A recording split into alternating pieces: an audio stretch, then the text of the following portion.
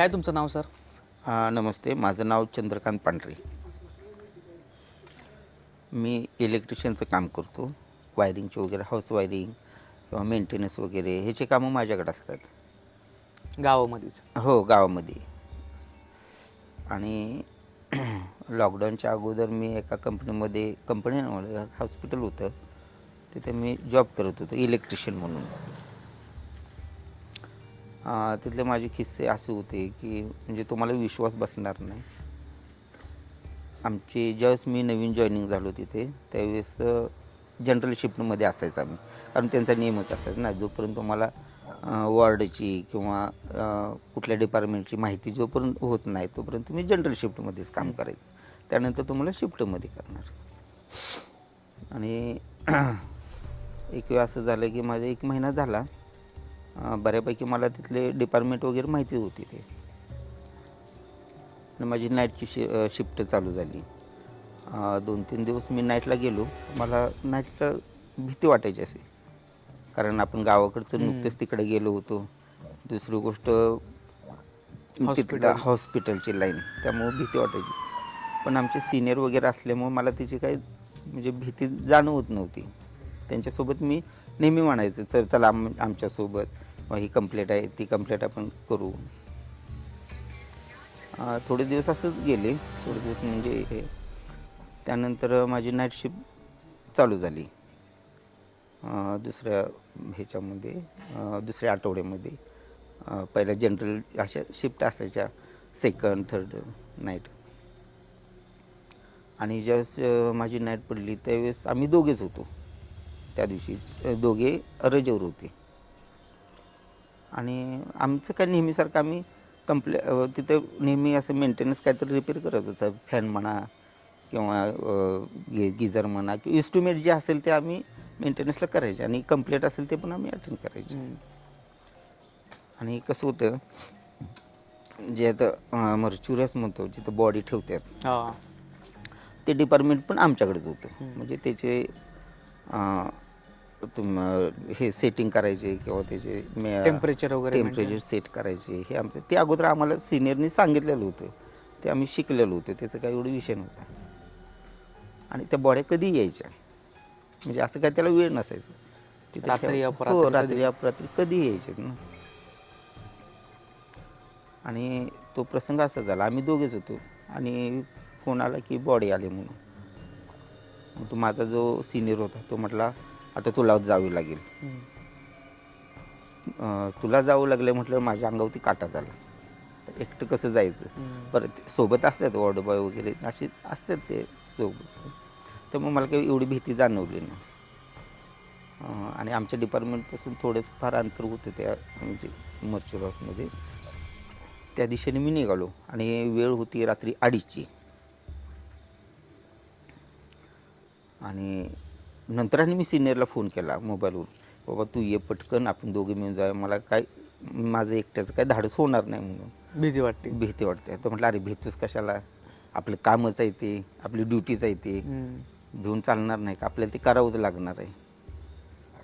आणि मी पण इथं कामात बिझी आहे, इकडे पण कोण नाही, ते तुलाच जावं लागेल. मग ठीक आहे म्हटलं. आणि कसं आहे, सिक्युरिटी वगैरे असते तो तिथे, आणि वॉर्ड बॉय वगैरे असतात मध्ये, त्याला कोणता असते ती. माझा समज आला तिथं कोणतरी असेल. आणि नेहमीसारखं मी गेलो तर मी तिथून जायला आणि ती लोक पाठीमागे यायला. ते म्हटले, आम्ही आत ठेवलेलं आहे, तुम्ही फक्त टेम्परेचर सेट करायला जावं, तुमचं काम तेवढंच आहे. आणि आमचं काम तिथंपर्यंत असायचं, बाकी आम्ही कशाला हात लावत नव्हतो. आणि ठीक आहे म्हटलं, आता हे तर सगळे इकडे आलेत, रात्रीचे तर 2:30 वाजलेत, थंडीचे दिवस होते. कारण मी नुकतेच दिवाळीच्या सुट्टीचा अर्ज दिलेलं होते. कुठल्या सालातली गोष्ट? एक 5 ते 6 वर्ष झाली असेल त्या गोष्टीला. आणि इकडे तिकडे बघितलं, अंधार काळू, आणि ते ॲक्च्युली आउटसाईडलाच असतात ना हे असे डिपार्टमेंट. मी इतका जाम घाबरलेलो की विचारायचं काम नाही. शेवटी कसं आहे, आता घाबरून सांगणार कुणाला, शेवटी आपले काम आपल्यालाच करावं लागणार. नंतर घाबरत गेलो. भीती तर खूप वाटत होती, पण एक मनाची धाडस केल्याने स्वतःच मनाची समजूत घालायचं, बाबा हे नाही रे, असं काय भूत नसते, चल. म्हणजे म्हणजे अडचणीच्या वेळेला स्वतःच गुरु म्हणतात का नाही, ती म्हण आहे, मनाची समजूत मनाची समजूत. भीती तर वाटते पण स्वतःच आपण एक मनाची मनाचं धाडस करायचं आणि मन घट्ट करायचं. अशा पद्धतीने मी गेलो, आतमध्ये गेलो. एवढी खूप जाम भीती वाटत होती. पण सांग ना, आता तिथून तर पाठीमागे यायला येत नाही आपल्याला. आतमध्ये कसं तर गेलो, टेम्परेचर सेट करून माझ्याकडे बुक होतं ते मी सेट करत होतो, ते लिहित होतो. रात्रीच्या 2:30ची वेळ, एकटाच मी. ती वेळ कुठली आहे, ठिकाण कुठलं आहे, ते विचार करूनच निम्मा मी अंगाचं पाणी झालं होतं माझ्या. तरी पण असंच काय नव्हतं, मी आपलं सेट करत होतो, टेम्परेचर घेत होतो. आणि इतक्यात एकदम मोठा धाडकन आवाज झाला. एक एक्झॉस्ट फॅन होता, तो एकदम तुटून पडला. आणि नेमकं त्याच वेळेला सगळ्या गोष्टी घडून आल्या. म्हणजे मला भीती वाटत होती, ती वेळ रात्रीची, ते ठिकाण आणि तो एक्झॉस्ट फॅन पडायला. विचार करा म्हणजे हालत कशी झाली असेल. माझ्या ठिकाणी दुसरं कोण असतं तर अटॅकच आला अटॅकच आला असतं. पण ते मी सावरलो आणि मी इतका जाम बिललो, इतका घाबरलेलो की माझ्या डोक्यात एवढंच होतं की इथून पळायचं आणि ती सिक्युरिटीचं पॉईंट आहे तिथंपर्यंत पळत जायचं. पण ती वेळ अशी होती की माझा पाय तिथून हालत नव्हता. म्हणजे घाबरल्यामुळे म्हणा किंवा काय, मला काय समजतच नव्हतं. 2-3 मिनटं मला काय समजत नव्हतं, मी कुठे आहे, कुठल्याही विश्वात आहे हेच मला समजत नव्हतं. निगेटिव्ह एनर्जी अशी खेचत निगेटिव्ह असेल. एनर्जी, इतकं जाम घाबरलेलो. आणि असं माझं एकच टार्गेट होती, पळत जायचं त्या सिक्युरिटीपर्यंत, त्या पॉईंटपर्यंत. पण माझे पाय तिथून हालत नव्हते, इतका जाम घाबरलेलो. आणि माझी वही आणि नोटबुक ते कधी माझ्या हातातून खाली पडल्यात, पेन वगैरे, त्याची मला सुद्धा कल्पना नव्हती.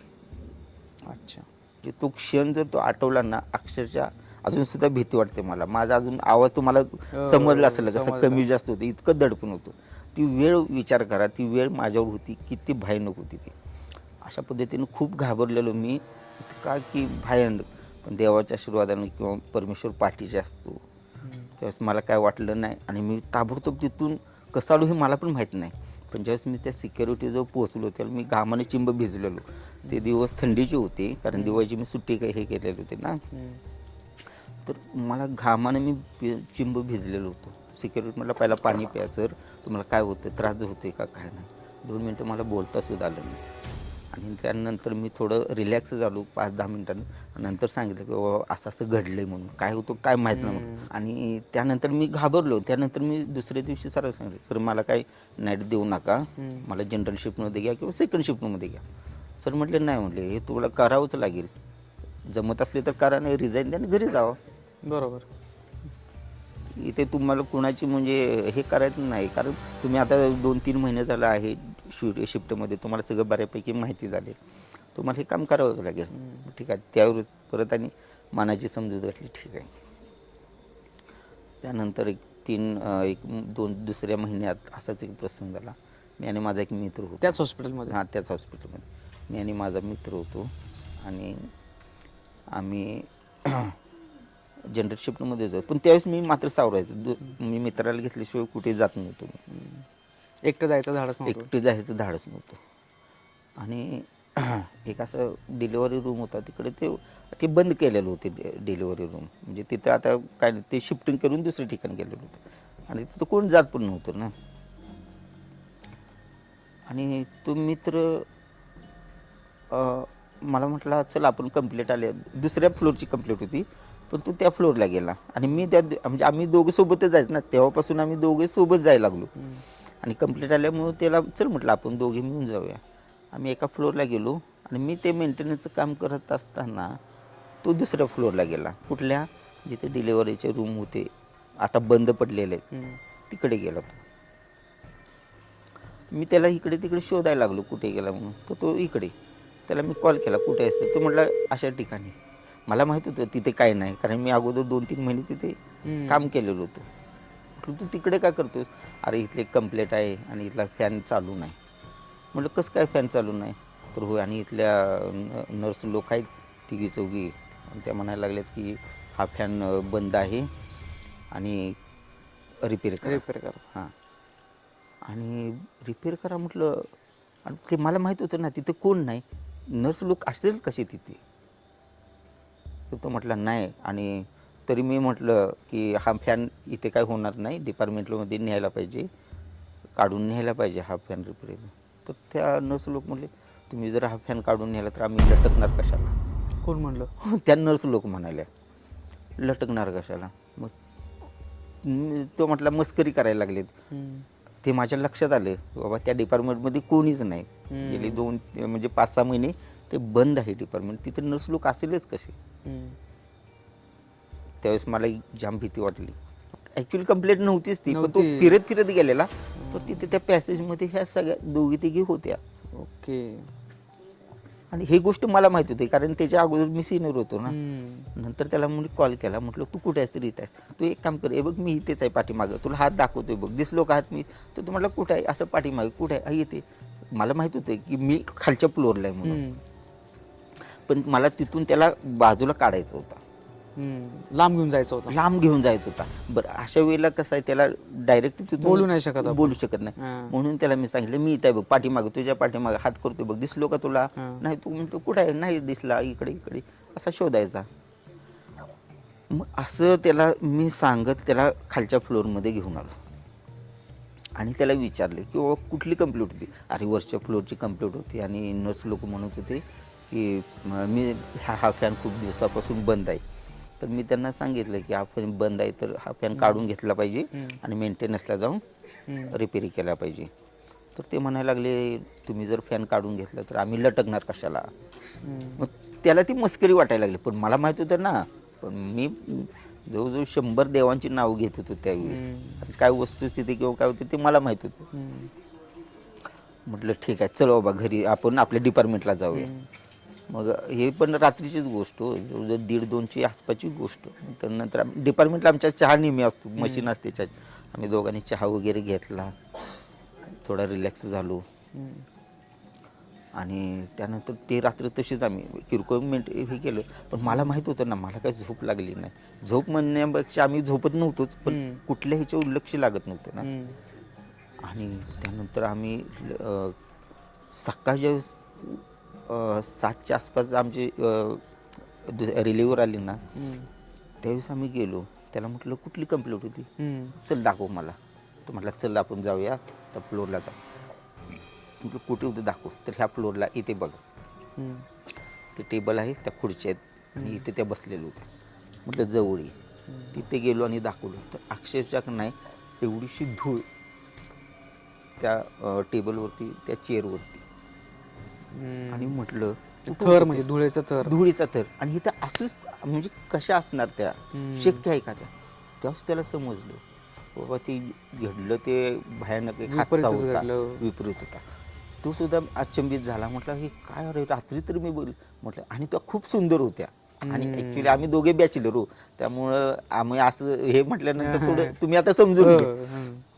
तो एक किस्सा आमच्या आयुष्यात म्हणजे हे 2 किस्से खूप भयंकर मोठे झाले.